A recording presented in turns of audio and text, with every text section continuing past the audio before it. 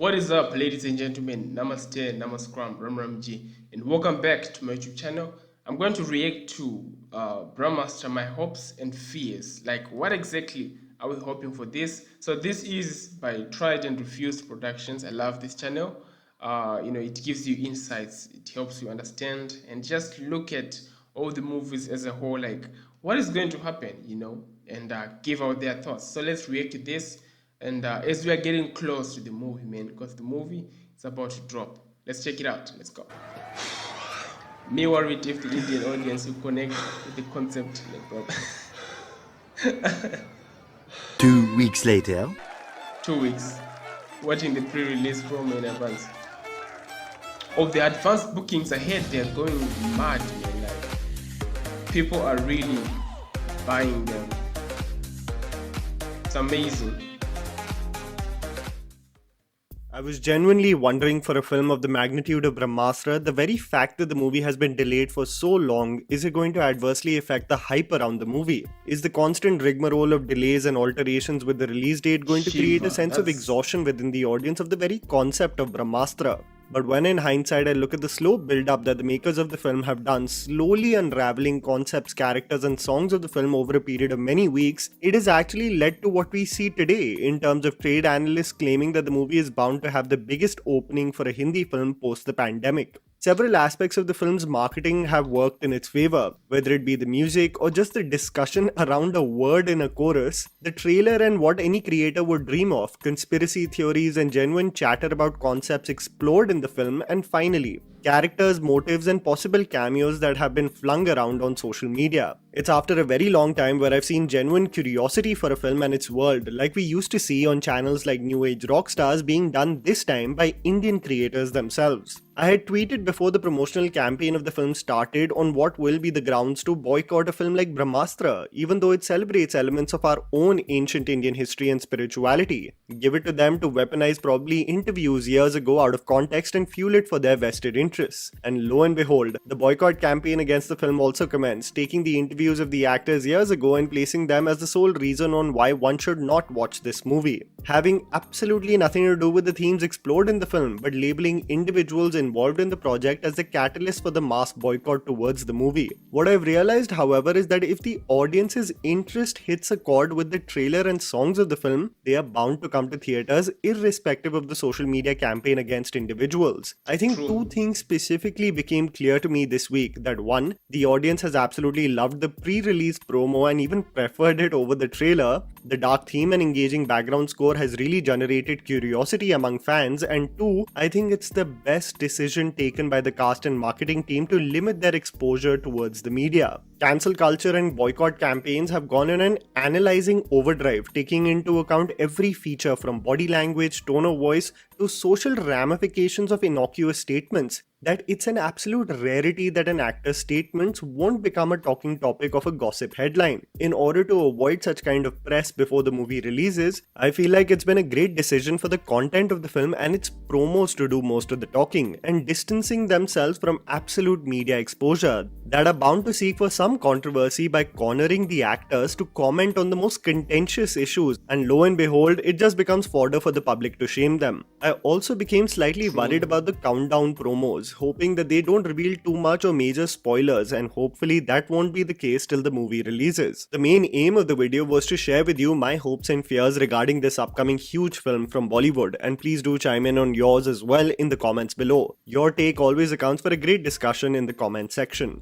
Number 1. I hope the film does not follow suit with respect to what Marvel films have transformed into, a saturation of cameos of stars that guarantees nostalgia and momentary hooting and cheering, but lends very little to the plot of the movie. I hope the cameos are not forced and are placed in the screenplay as a meticulous choreography, a combination of great staging and background score rather than a lukewarm matter-of-fact treatment. A brilliant example of exemplary staging and introduction of a cameo is that of Surya in Vikram, building the right anticipation for an ultimate reveal that riles up the audience even if they knew that the actor was involved in the project. Number two, Right. it's pretty clear to all of us that this movie has been mounted on a humongous budget and guarantees a visual spectacle. While this is one of the main reasons why people are geared up for a film and are precisely booking their tickets for, I hope that the movie delivers an emotionally engaging experience rather than just being visually stunning. Nothing breaks my heart more in reviewing a movie where I only praise its technical qualities and eventually end up saying that it was emotionally distant.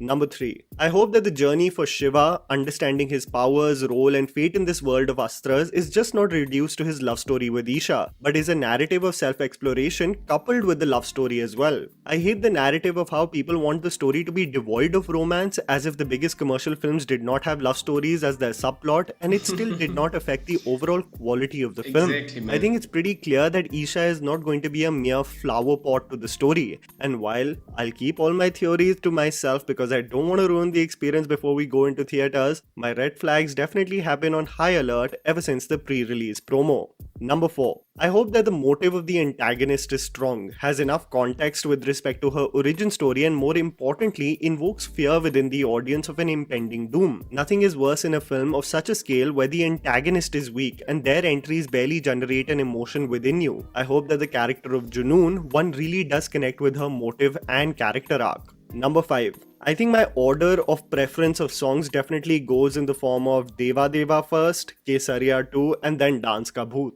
I hope the music is really an integral part of the storytelling, and the fact that they have kept one of the songs to be experienced in theaters, I think it piques my curiosity. But even more so, one thing I'm genuinely interested to see is how they integrate the sad Kesariya version in the film. I hope it's the climax.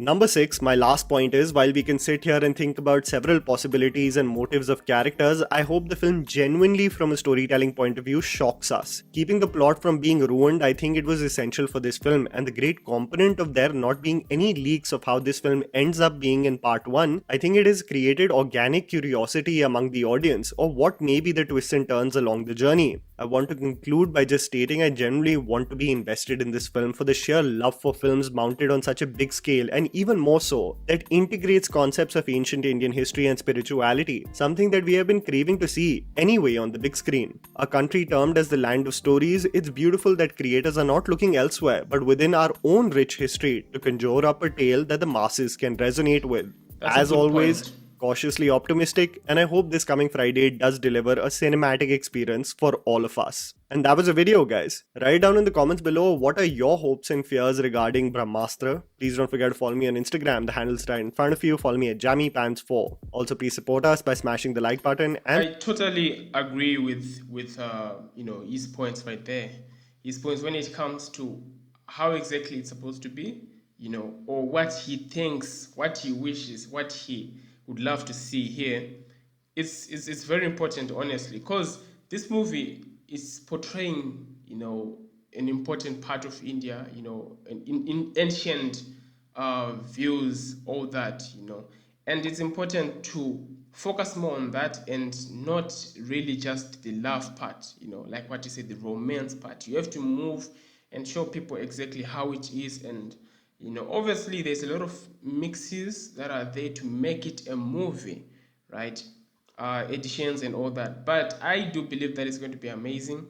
All his points there, I think they are quite good. I can't speak for him, but I reacted to on this so that I can also give my views and just see what else other people out there are thinking about this. So I would love to see and hear what you guys think. Let's talk in the comment section. You can give me your thoughts and we can talk about them. But this is going to be an amazing movie. I hope I will be able to go and watch it in the cinema. If not, I'll just wait it out and we'll see how it is.